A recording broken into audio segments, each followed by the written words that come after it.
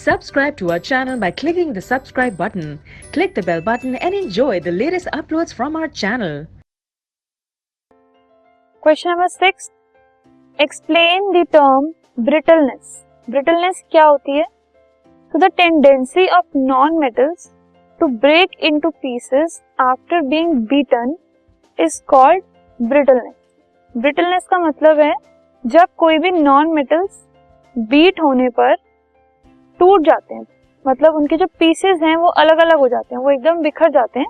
सो उस प्रॉपर्टी को कहा जाता है brittleness. So it is exhibited by non-metals.